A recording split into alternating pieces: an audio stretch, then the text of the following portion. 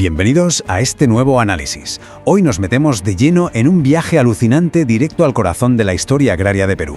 Vamos a hablar de auténticos imperios agrícolas, de mitos que caen por su propio peso gracias a la investigación y de una mezcla cultural increíble, casi global, en medio de los bosques secos del norte. Vamos a desgranar la monumental vida de uno de los hacendados más importantes del país y, por supuesto, el legado de sus tierras. Así que, sin enrollarnos más, vamos a ello. Para entender de verdad la magnitud de toda esta historia, primero hay que visualizar su epicentro. Fijaos en esta maravilla, la majestuosa Casa Hacienda de Batán Grande. Sus pilares, esos extensos corredores, las inmensas palmeras, esto es literalmente el ancla físico de nuestro relato. Pensad que desde aquí mismo se administró un imperio brutal, se vivieron revoluciones de película y convivió una comunidad súper diversa. Esta casona va a ser nuestro punto de partida y el escenario principal de todo lo que vamos a ver hoy. Bueno, para no perdernos, esta va a ser nuestra hoja de ruta. Primero, la leyenda y el investigador. 2. La verdad sobre Sicán.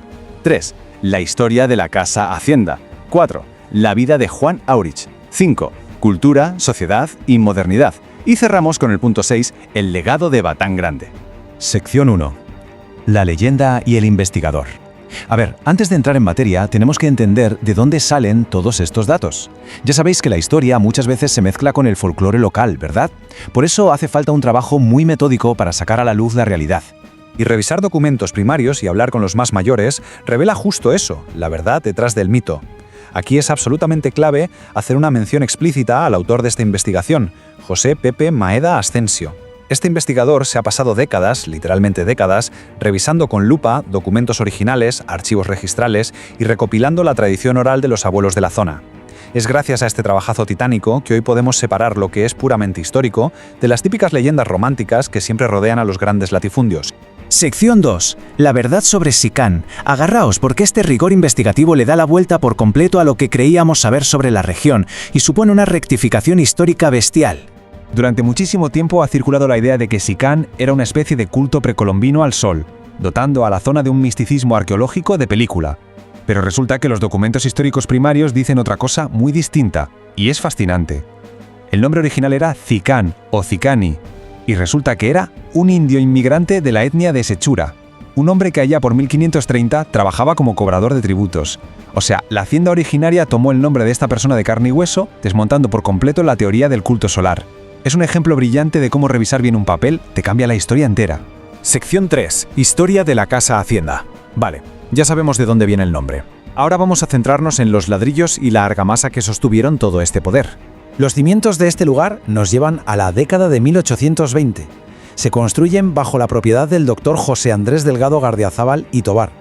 Luego, hacia 1830, la familia Delgado y Cotera le da forma a esta tremenda casona. Pero ojo, el momento cumbre llega en 1915. Es ahí cuando el latifundista Juan Aurich Pastor la compra y se instala. Y un detalle súper importante. La casa experimentó ampliaciones no solo para demostrar el éxito del nuevo dueño, sino sobre todo para acomodar a su esposa, doña Juana Bonilla. Ella era una dama andina muy modesta y sencilla, que acabó convirtiéndose en la gran matriarca de esta vasta extensión. Si nos damos un paseo virtual por sus patios interiores, vemos cómo usaban troncos gruesísimos a modo de columnas, dando sombra pero también sirviendo de centro de operaciones. Y fijaos en ese campanario rústico sobre las puertas principales. No era puro capricho decorativo, Para nada. Esa campana de bronce la mandó construir Aurich y sonaba con urgencia para dar la voz de alarma cuando el río La Leche, conocido históricamente como el temido Cabeza de Agua, se desbordaba. Arquitectura pura y dura pensada para sobrevivir a la fuerza de la naturaleza. La tranquilidad de esos pasillos tan largos, con esas rejas elegantes y los suelos ricamente decorados. Todo eso fue testigo silencioso del día a día de uno de los centros agrícolas más célebres de todo Perú. Imaginad por un momento el ajetreo, terratenientes, capataces, visitantes ilustres. Que este edificio siga en pie nos permite asomarnos a lo que era el puro apogeo comercial y social de la época. Sección 4. La vida de Juan Aurich. Llegó el momento perfecto para presentar al protagonista indiscutible de nuestro relato. Vamos a sumergirnos en la biografía de Juan Aurich Pastor. 70-25. Quedaos con esta cifra. No es un número al azar, fue el precio de compra en libras peruanas en abril de 1913. Para que os hagáis una idea, en aquella época eso equivalía a una cantidad astronómica de dinero. Hablamos de un capital inmenso que demuestra el poderío brutal y la audacia empresarial de un hombre que con solo 45 años decidió que iba a crear un coloso de la agricultura. Y es que su ambición no se quedó corta, porque llegó a controlar 84.234 hectáreas. Una barbaridad. Este fue el pico máximo de extensión bajo el control de Juan Aurich Pastor. No estamos hablando de una granjita grande y ya, sino de un señor dominio que abarcaba los bosques secos más tupidos de la costa del Pacífico. Ahí se producía arroz, maíz, tenían ganadería a gran escala y, por supuesto, algodón y caña. Era, en todos los sentidos, una nación dentro de otra nación. Pero ojo, que Aurich llena de matices. A pesar de ser inmensamente rico, mantenía una conexión muy peculiar con sus trabajadores, algo súper raro en aquellos años. Cuentan las crónicas que, cuando llegaban los carnavales, el hombre salía de su casoplón y se mezclaba con todo el mundo. Se ponía a bailar la marinera bajo la tradicional yunza junto a las mujeres del pueblo. Estos detalles nos pintan a un hombre de negocios formidable, pero que no quería perder sus raíces populares. Claro que tener este nivel de imperio también era como tener una diana en la espalda. Batán Grande era un botín jugosísimo para las montoneras, que eran grupos armados y guerrilleros de la época. Por ejemplo, en 1894 sufrieron la incursión de tropas de Teodoro Seminario que apoyaban a Nicolás de Piérola, y en 1910 la cosa fue a más. El legendario sacerdote Casimiro Chumán montó un levantamiento, se llevó como rehén al mismísimo Aurich hacia Motupe y ató a los trabajadores a las colas de los caballos. Se cuenta que se tuvo que pagar un rescate monumental de 20.000 libras, un dineral tremendo por su liberación. Fue un episodio tan de locos que hasta quedó inmortalizado en canciones populares y tonderos. Sección 5. Cultura, sociedad y modernidad. Después de sobrevivir a las rebeliones, Batán Grande entró en su época más esplendorosa y vais a alucinar con la mezcla de culturas que hizo de motor aquí. El símbolo definitivo de la modernidad en Lambayeque fue un espectacular Cadillac azul del año 1919. Lo importó el propio Aurich y aquí viene el detalle fascinante. El coche de lujo lo conducía su chofer japonés llamado Toshike. Pensadlo bien, una remota hacienda con un Cadillac importado y un chofer de Japón. Nos da una pista visual clarísima del nivel internacional y la brutal prosperidad que había alcanzado el lugar. Es que Batán Grande funcionaba como un microcosmos global en toda regla. Por un lado, conseguían mano de obra con el duro sistema de enganche, trayendo colonos desde Catacaos y Mutupe. Pero a esto se le sumó una inmigración extranjera increíble.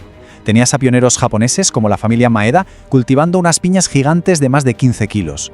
Luego estaban los comerciantes chinos como Juan Chea, que básicamente eran el corazón del comercio local con sus sistemas de libretas de apuntes. En la gestión, un veterinario suizo, Pablo Maybach, llegó a cuidar nada menos que de 5.000 vacas Holstein. Y hasta un profesor alemán, Karl Weiss, vivía en plan ermitaño sacando miel en el tupido bosque de Pomac. Era una comunidad totalmente autosuficiente y diversa. Sección 6. El legado de Batán Grande. Pero bueno, ya sabéis que nada es para siempre y toda era dorada tiene su final. Vamos con el último bloque para entender el ocaso de este gigante y qué nos ha dejado. Toda esa máquina perfecta empezó a resquebrajarse en abril de 1935. Aurich cayó enfermo y tuvo que viajar a Lima buscando médicos. Y fue allí, en la capital, a kilómetros de sus trabajadores, del ruido de su maquinaria pesada y de sus amados bosques secos, donde el patriarca falleció con solo 68 años. Ese fue el punto de inflexión crítico. Empezó un declive administrativo lento pero imparable que, sumado a las reformas agrarias de las décadas siguientes, cambiaría la hacienda para siempre. Y quiero despedirme con una anécdota que da mucho que pensar. Dicen que una tarde, contemplando sus vastas tierras a caballo junto a su capataz y amigo, Aurich soltó esta pregunta profética. Moisés, ¿qué irán a ser de estas tierras cuando yo muera? Con el tiempo cambiaron de manos y todo ese inmenso imperio se disolvió. Es un recordatorio brutal de que el dinero y el poder son pasajeros. Sin embargo, su historia y su huella arquitectónica siguen vivas, siempre y cuando haya quien se dedique a investigarlas. Así que os lanzo la pregunta: ¿cuántos otros mitos locales estarán ahí fuera esperando a que alguien rasque un poco en los archivos para salir a la luz? Nos vemos en el próximo análisis. Bueno, vamos a entrar directamente en materia. Hoy en este análisis os traemos una historia que es sencillamente fascinante. Vamos a explorar una de las fincas agrícolas más inmensas y legendarias de todo Perú, la Hacienda Batán Grande. Pero a ver, esto no va solo de hectáreas y cultivos. ¿Qué va? Va de desentrañar a un personaje de lo más complejo, don Juan Aurich Pastor. En este recorrido vamos a ver cómo un trozo de tierra en el norte peruano acabó siendo un auténtico epicentro de riqueza, agricultura y, bueno, de una historia que parece literalmente sacada de una película de época. Para no perdernos en este viaje, esta es nuestra hoja de ruta. 1. Orígenes de Batán Grande. 2. El ascenso de Juan Aurich. 3. Vida en la Gran Hacienda. 4. Una comunidad multicultural. 5. Conflictos y montoneras. Y 6. El legado final. Empezamos con la sección 1. Orígenes de Batán Grande. Profundas raíces coloniales. Fijaos bien en esta imagen. Fijaos en la absoluta majestuosidad arquitectónica de la Casa Hacienda. Esas columnas macizas, esos corredores inmensos, no es solo una casona enorme, es nuestra puerta de entrada a un pasado increíble. Fue construida por la familia Delgado y Cotera por ahí por 1830 y desde aquí se controlaban decenas de miles de hectáreas. Y ojo, porque aunque hoy en día esta estructura se encuentre en un triste estado de emergencia por los destrozos del fenómeno del Niño, bajo estos mismos cimientos reposa una historia que va muchísimo más allá de la época colonial. Para que os hagáis una idea de la magnitud de este lugar, vamos a repasar su línea de tiempo. Es alucinante. Muchísimo antes de que llegaran los europeos, el Valle de la Leche fue el centro arqueológico de la milenaria cultura Sicán. Hablamos de un territorio sagrado, lleno de inmensas pirámides y fuertemente marcado por el antiguo culto al sol. Todos esos vestigios siguen ahí, bajo la tierra. Luego damos un salto a 1530, cuando el lugar adopta el nombre de Sicán por un cobrador sechurano. En 1622 pasa a la familia Villavicencio y, atención, en 1684 los mismísimos jesuitas toman el control. Tras ellos, la tierra fue pasando de mano en mano por la élite colonial. Curiosamente, no fue hasta 1915 cuando se inscribió y bautizó oficialmente con el nombre de Batán Grande. Pasamos a la sección 2. El ascenso de Juan Aurich, el surgimiento de un visionario. Resulta fascinante, de verdad. Imaginaos la escena. La compra de uno de los bosques secos más densos de la costa del Pacífico peruano se negoció en París. Sí, a miles de kilómetros de distancia. Allí vivía doña Daría Balta, viuda de Montero, y fue en la capital francesa donde Juan Aurich Pastor firmó la promesa de venta en 1912, cerrando el trato al año siguiente. Esto nos da una pista de lo increíblemente globalizado que estaba ya el comercio de tierras a principios del siglo XX. Y ahora hablemos de números porque tela. 67.000 libras esterlinas, eso equivalía a unas 70.215 libras peruanas de la época. Desembolsar semejante barbaridad de dinero no solo le daba las llaves de la finca, sino que convirtió a Aurich de la noche a la mañana en uno de los terratenientes más poderosos e influyentes de todo el país. Pero aquí viene lo curioso en la biografía de este hombre. Con todo ese dinero e influencia, Aurich podría haberse casado perfectamente con alguien de la altísima aristocracia de Lima o del norte, pero no. Tomó un camino totalmente distinto y se casó con doña Juana Bonilla Villalobos. Ella era una modesta comerciante andina de Querocoto que solía ir por la hacienda a vender sus productos. Esta decisión rompió todos los esquemas de su época y nos demuestra que era un hombre que se guiaba por sus propias convicciones y no por el simple postureo social. Sección 3. Vida en la gran hacienda.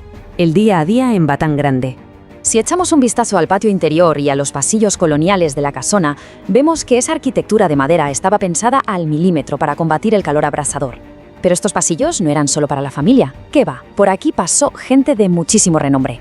Por increíble que parezca, hasta el legendario torero español Manolete paseó por estos lares, invitado expresamente para ver la famosa ganadería del lugar. Y es que la vida en Batán Grande tenía dos caras apasionantes. Por un lado, era fiesta pura y mezcla social. En carnavales, veías a Juan Aurich bailando marinera con la gente del pueblo bajo la yunza. El 24 de junio paraban todo para celebrar el cumpleaños de doña Juana, y hasta acampaban en los huertos clanes de gitanos como los de Istézano. Pero ojo, por otro lado, esto era una máquina colosal de producir. Sacaban miles de fanegas de arroz y maíz y llegaron a tener un rebaño de más de 5.000 vacas Holstein.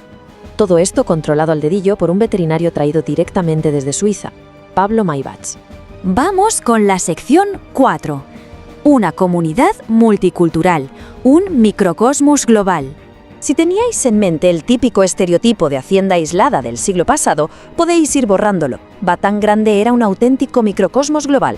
Había agricultores japoneses que revolucionaron los cultivos frutales, había comerciantes chinos que llevaban el día a día del abastecimiento, incluso un educador alemán, Karl Weiss, que vivía casi como un ermitaño produciendo miel en el bosque.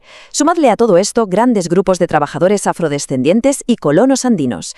Era una mezcla cultural absolutamente asombrosa en un solo lugar. Para que veáis hasta qué punto llegaba el impacto de esta diversidad, fijaos en este dato tan peculiar.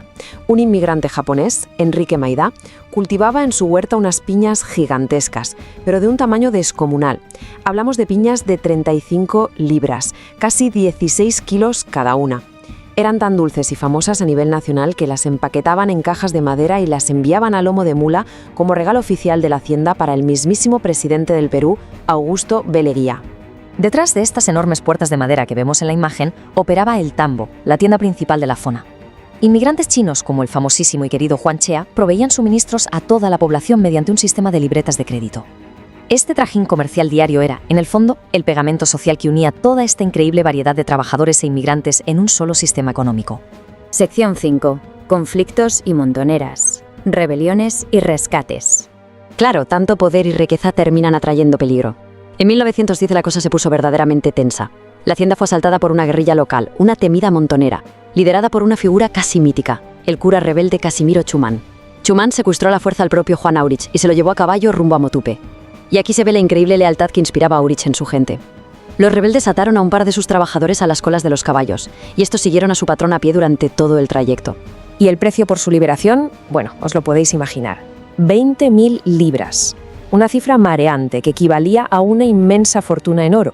Este secuestro fue tan sonado, tan dramático, que se quedó grabado a fuego en la cultura popular de la región, inspirando canciones folclóricas y donderos famosísimos como 300 libras de oro.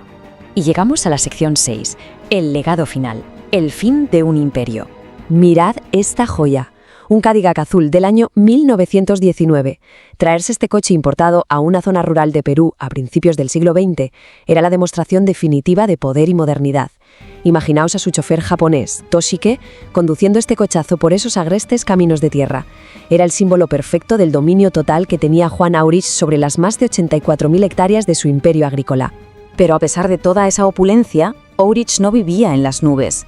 Se cuenta que un día iba a caballo con su capataz de confianza, Moisés Díaz, revisando los cultivos. De pronto se paró, miró al horizonte y soltó una frase que, sabiendo lo que pasó después, pone los pelos de punta. Moisés, ¿qué irá a ser de estas tierras cuando yo muera? Él sabía perfectamente que un gigante así necesitaba mucho más que títulos de propiedad para mantenerse en pie. El desenlace llegó el 21 de abril de 1935. Enfermo, Aurich tuvo que viajar a la capital para tratarse y falleció en Lima a los 68 años. Hay una ironía muy triste y melancólica en todo esto. El hombre que dedicó su vida a construir y gobernar uno de los latifundios más inmensos y multiculturales del país acabó muriendo lejos del ruido de sus molinos, lejos de las sombras de sus algarrobos y muy lejos de su gente. Y tras su muerte pasó exactamente lo que él presagiaba. Ese imperio de 84.000 hectáreas empezó a fragmentarse por crisis económicas, deudas bancarias y finalmente por la reforma agraria, que cambió el campo peruano para siempre. Pero el declive no fue solo los papeles, fue también físico. Esa imponente casa hacienda que os enseñaba al principio se encuentra hoy en estado de emergencia, amenazada gravemente por las fuertes lluvias del fenómeno del Niño. Y esto nos deja una reflexión final muy potente. ¿Qué le pasa a estas megaestructuras cuando desaparece la férrea voluntad que las mantenía unidas?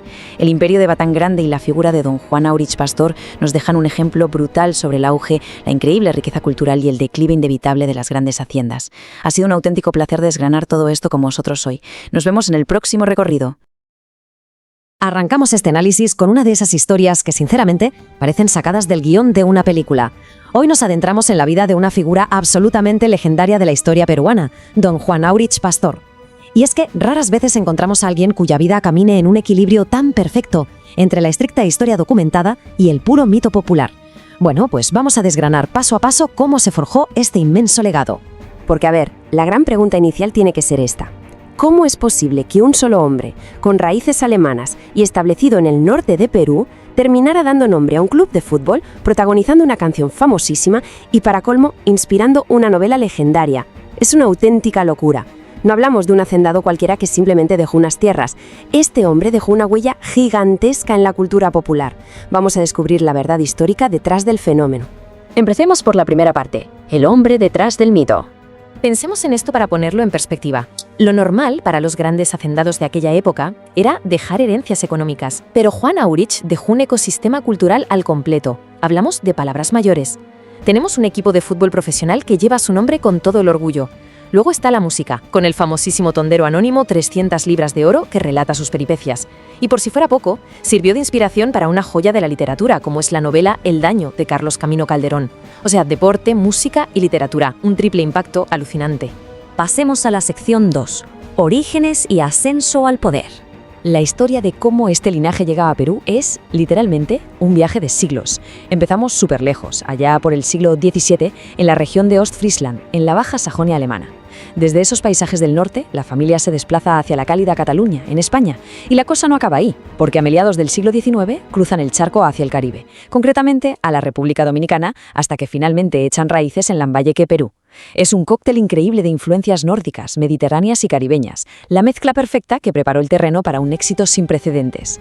Y todo este épico viaje familiar desemboca exactamente aquí, la imponente casa hacienda de Batán Grande, construida originalmente hacia 1830.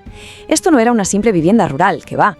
Era el corazón palpitante y absoluto del imperio agrícola que nuestro protagonista lograría consolidar. Solo con ver esas palmeras y esa majestuosa arquitectura colonial, es facilísimo imaginarse el enorme poder y el prestigio que se manejaba entre estas paredes. Pero claro, ¿cómo se consigue algo así? Pues con muchísima audacia. 67.000, ese es el número clave. 67.000 libras esterlinas es lo que pagó Juan Aurich Pastor en el año 1913 para adquirir formalmente la finca.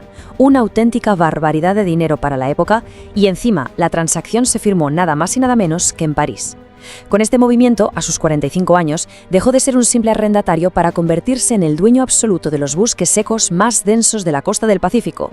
Y si ese número impresiona, preparémonos para este otro. 84.234. Son las hectáreas de tierra que llegó a abarcar su dominio. Para que nos hagamos una idea, es un territorio vastísimo, colosal. Había de todo: ganadería, agricultura a gran escala, inmensas redes de canales de riego e incluso pueblos enteros viviendo dentro de sus fronteras. Era literalmente un feudo moderno operando en el corazón de Perú. Así entramos en la sección 3, la vida en Batán Grande. Y la vida aquí dentro era fascinante. Los amplios corredores y los patios interiores de la hacienda no solo respiraban esa típica grandeza colonial, sino que eran un verdadero hervidero de actividad. Aquello era el núcleo social y administrativo de miles de personas. Las decisiones que se tomaban caminando por estos mismos pasillos afectaban el día a día y toda la economía de la región. Aunque quizás lo más interesante de la historia sea la tremenda dualidad del personaje. Por una parte, Aurich disfrutaba de un nivel de riqueza descomunal, importaba bienes de lujo y organizaba recepciones para toreros de fama mundial. Pero por otro lado, mantenía un lado muy personal de profundo arraigo humilde. Pudiendo casarse con alguien de la aristocracia limeña, se enamoró de Juana Bonilla, una mujer andina sencilla de Querocoto. Y ojo, en plenos carnavales, el gran hacendado salía a la calle a bailar marinera bajo la yunza junto a la gente de a pie. Esa conexión tan auténtica con sus trabajadores es justo lo que cimentó su mito. Y los contrastes eran constantes. Cuentan las crónicas que él mismo trajo el primer Cadillac a Lambayeque, un espectacular modelo azul del año 1919, con aros de madera. Y el detalle que lo hace todavía más curioso, su chofer era un inmigrante japonés llamado Toshike. Imaginemos la escena por un momento, pura modernidad internacional y lujo europeo, paseándose por los polvorientos caminos rurales peruanos. Por cosas como esta, Batán Grande no era solo una propiedad gigante, era un microcosmos increíblemente diverso, una comunidad vibrante. Por allí pasaron leyendas como el mismísimo torero Manolete. Sus históricos huertos de mangos sirvieron de refugio para el clan gitano de los de Estéfano. Albergó a muchísimos inmigrantes y emprendedores, como el recordado comerciante chino Juan Chea. E incluso los propios obreros se volvían héroes locales, como el mítico 500 Barras, un robusto trabajador afroperuano que era clave en las tareas más duras y que construyó el famoso canal de Patapón. Todo el mundo tenía su lugar. Y esto nos lleva a la sección 4, montoneras y leyendas. Claro que, con tantísima riqueza acumulada, la hacienda no era en absoluto inmune a los problemas del exterior. Esas gruesas e imponentes puertas de madera no estaban ahí solo de adorno. Durante épocas de gran inestabilidad política y social, la finca se convertía en el blanco perfecto para las montoneras, que eran grupos armados o milicias rebeldes. Así que esos muros tuvieron que soportar ataques y asedios muy reales. De hecho, la historia marca dos incursiones particularmente dramáticas. En 1894, en plena agitación política, la hacienda fue asaltada por Teodoro Seminario, que llegó a tomar prisioneros. Pero el episodio más digno de una película ocurrió en 1910. Una montonera irrumpió en la finca y, ojo al dato, estaba liderada nada menos que por un sacerdote, el cura rebelde Casimiro Chumán. Este cura, armado, tomó al mismísimo Aurich como rehén y se lo llevó a caballo por varios pueblos. Inaudito. Y el desenlace de ese secuestro es lo que verdaderamente catapultó la leyenda. 20.000. 20.000 libras esterlinas fue el astronómico rescate que, según cuenta la historia, el hacendado tuvo que pagarle al cura Schumann para asegurar su liberación. Un evento tan espectacular que quedó grabado a fuego en las letras y melodías de las canciones folclóricas locales, alimentando aún más el mito de este hombre. Llegamos a nuestra última parada. Sección 5. El fin de una era. Todo imperio tiene su ocaso, y hay una cita que captura esa melancolía a la perfección. Cuentan que un día, recorriendo sus interminables campos a caballo, Horus se detuvo, miró a su capataz de confianza y soltó una pregunta muy premonitoria. Moisés, ¿qué irán a ser de estas tierras cuando yo muera? Era plenamente consciente de que todo lo que había construido pendía de un hilo finísimo, su propia presencia vital. Y, tristemente, la premonición se cumplió. El 21 de abril de 1935, lejos de sus adorados campos, Juan Aurich Pastor falleció en un hospital de Lima a los 68 años. Y ese momento marcó el principio del fin. En las décadas posteriores, deudas millonarias asfixiaron el proyecto, los bancos intervinieron y finalmente las políticas de reforma agraria dieron el golpe definitivo, disolviendo por completo el gran latifundio de Batangrande. Las tierras se perdieron para siempre. Lo cual nos deja una reflexión final brutal para cerrar este análisis. Los registros y la historia económica nos dictan, de forma fría, que ese inmenso imperio agrícola se esfumó. Pero pensémoslo un segundo. ¿Desaparece verdaderamente la obra de un hombre cuando su nombre sigue resonando a pleno pulmón cada fin de semana en los estadios de fútbol? ¿Y su vida se sigue cantando a ritmo de tondero? Es la prueba perfecta de cómo a veces la memoria popular consigue que la leyenda le gane la partida a la historia. Y con esta idea tan potente nos despedimos por hoy. Nos vemos en el próximo recorrido por el pasado.